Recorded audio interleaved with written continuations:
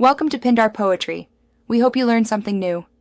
In this video, I will explain how to make JavaFX responsive.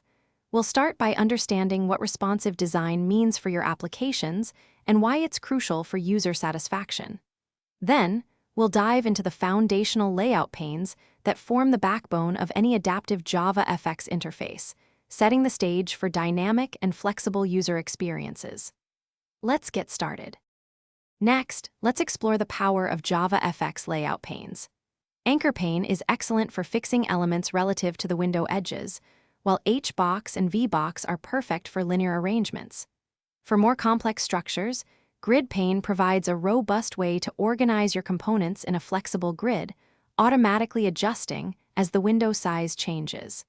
Understanding these is key to building adaptable interfaces. Now, let's talk about dynamic sizing. Binding properties is a powerful way to ensure elements scale proportionally with their parent containers.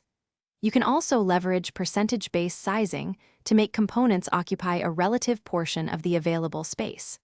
For more intricate adjustments, implementing change listeners allows you to execute custom logic whenever your window or components resize, offering fine-grained control. Finally, let's look at some advanced tips. Utilizing CSS is fantastic for styling and can even handle responsive adjustments through media queries. Always design with a range of screen sizes and orientations in mind, considering how your layout will reflow. Remember to check the description for a link to the Owala water bottle and other great deals. These practices will help you create truly robust and adaptable JavaFX applications that look great everywhere. Thanks for watching.